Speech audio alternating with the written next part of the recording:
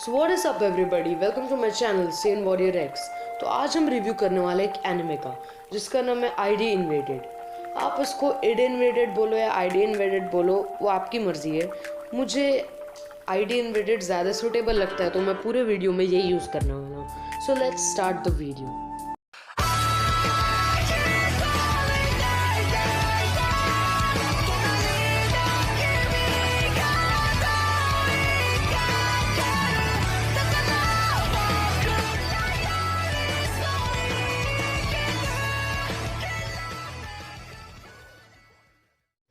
Okay, तो आज से हम एनिमे रिव्यूज़ थोड़ा अच्छे से करने वाले एक सीक्वेंस में। तो सबसे पहले हम बात करने वाले स्टोरी के बारे में, उसके बाद मैं आपको कुछ इन्फॉर्मेशन दूंगा और एंड में my thoughts about the anime. तो बिना किसी टाइम पास के स्टार्ट करते हैं। तो सबसे पहले आ जाते हैं स्टोरी पे। तो मैं स्टोरी अभी जो बताने वाला हूँ, कुछ सेकंड के लिए आपको एकदम नॉर्मल लगेगा, बाद में आएगा सस्पेंस वाला पार्ट।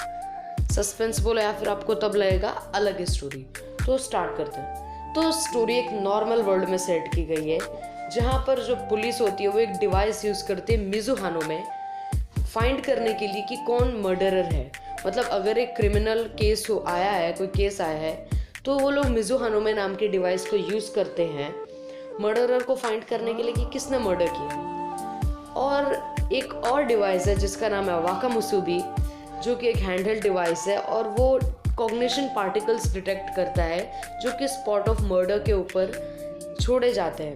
तो कॉग्निशन पार्टिकल्स क्या है?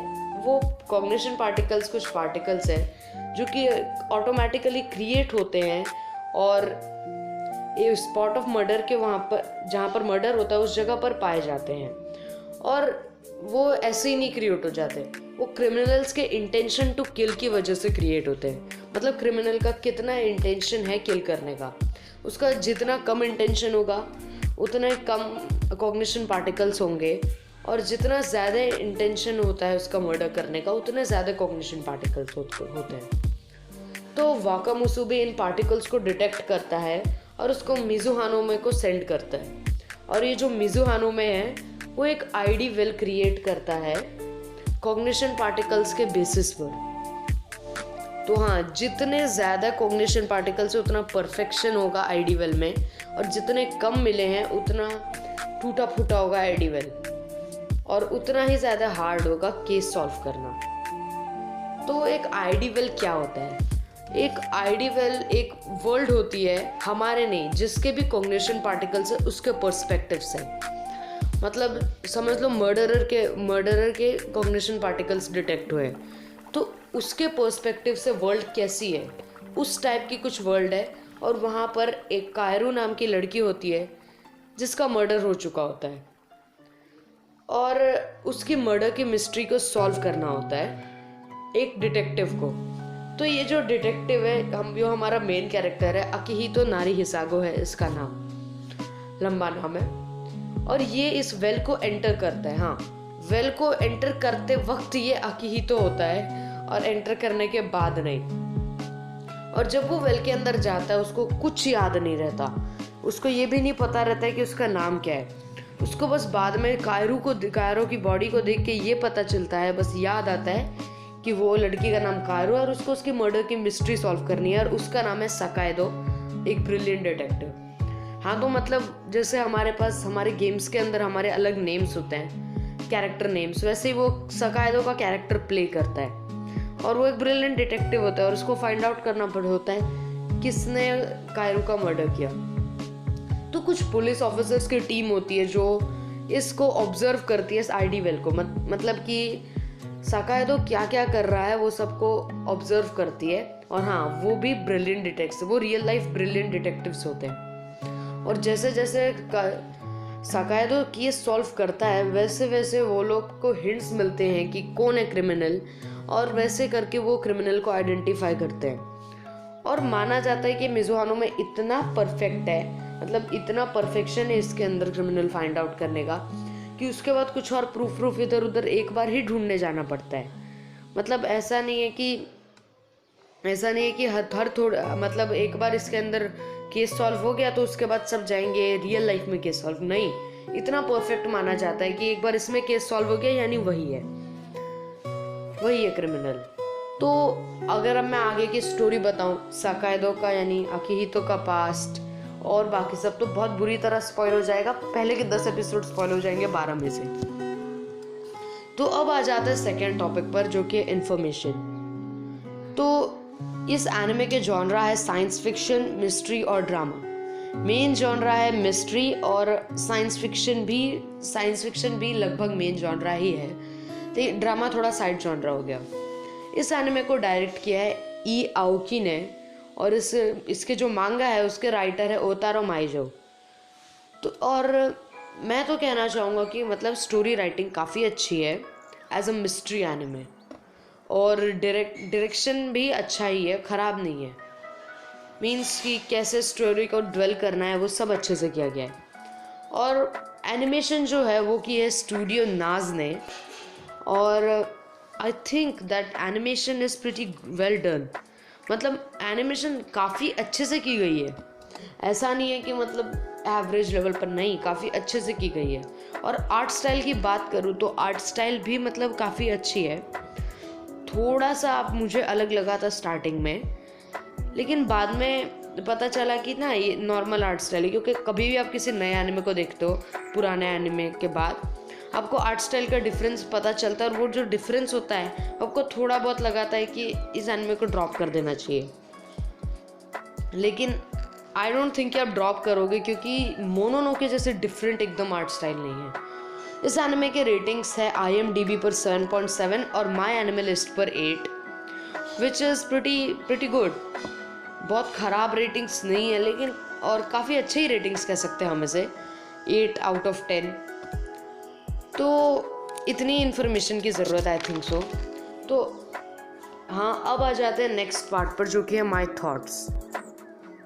तो अगर मैं अपने थॉट्स दूँ इस एनिमे के बारे में, तो as a mystery anime, because it is a mystery anime, तो हम इसे एज अ मिस्ट्री एनिमे ही जज करेंगे।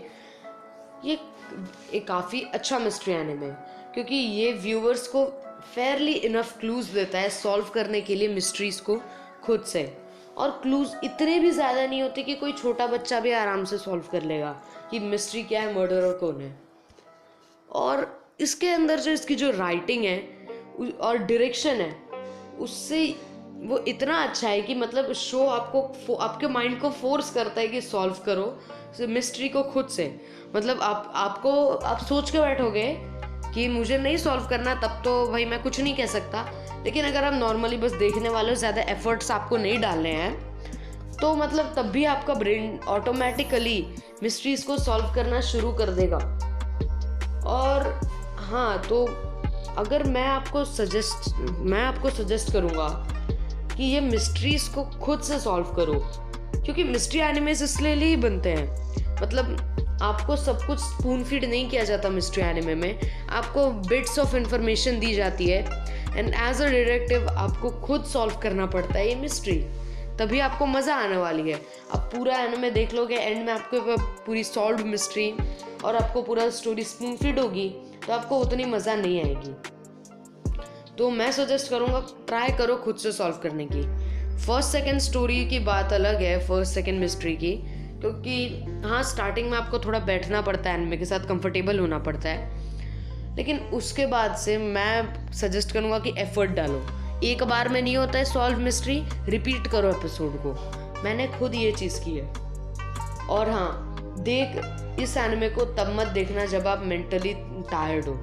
जब आप एकदम फ्रेश फील कर रहे हो ना, तभी देखो, क्योंकि अगर आप मेंटली टायर्ड हो तो हाँ ये आपको उल्टा और गुस्सा ही दिलाने वाला काम करेगा, क्योंकि आपको माइंड को एफर्ट लगाना पड़ेगा, और थका हुआ दिमाग एफर्ट नहीं लगाने के लिए बना है। तो हाँ, मैं इतना ही शेयर करूँगा। और अगर मैं आपको बताऊँ कि ये मास्टरपीस है या नहीं, तो आई थिंक मेरे हिसाब से तो मैं कुछ नहीं कमेंट करना चाहता, क्योंकि मतलब मैं वो उतना मिस्ट्री एनिमे वाला बंदा नहीं हूँ जो मिस्ट्री एनिमेस बहुत ज़्यादा देखता है। I am not a mystery anime fan boy, तो मुझे उतना ज़्यादा एक्सपीरियंस नहीं है मिस्ट्री एनिमेस का। मैंने उतने ज़्यादा भी मिस्ट्री एनिमेस नहीं देखे हैं। तो मैं आपको सजेस्ट करूँगा कि अगर आपका कोई फ्रेंड है, या फिर आप किसी यूट्यूबर किसी को भी जानते हो जो मिस्ट्री एनिमेस को बहुत अच्छे से समझता है, तो उसको भी बोलना वो ये एनिमे देखने के लिए वीडियो शेयर कर देना। अगर उस बंदे ने एनिमे देखा हुआ है तो उससे पूछ लेना कि मास्टरपीस है या नहीं। मैं कुछ नहीं कहना चाहूँगा, क्योंकि अगर मैं कुछ कहूँगा तो इट माइट बी ऑफेंडिंग, आपको ऑफेंड कर सकता है अगर आपने एनिमे देखा हो तो हाँ, अगर मैं कुछ कहूँ भी तो ज़्यादा से ज़्यादा मेरे हिसाब से नहीं है मास्टरपीस, लेकिन मेरे सजेशन को एकदम लाइटली लेना। So I would like to end the video here. Thanks for watching. मुझे ट्विटर और इंस्टाग्राम पर भी फॉलो कर लेना। ट्विटर पर कोई नहीं करता क्योंकि कोई है ही नहीं, तो आई डोंट केयर। इंस्टाग्राम पर फॉलो कर लेना, और हाँ, चैनल को सब्सक्राइब करना मत भूलना, और लाइक कर देना, और वीडियो को जितना शेयर कर सकते हो उतना करो, because I need your support currently. So thanks for watching. और हाँ, अगला वीडियो ज़रूर देखना, बेल आइकन ऑन कर लेना। और हाँ, अगला video I am pretty much sure कि एक और एनिमे रिव्यू होने वाला है। So good bye.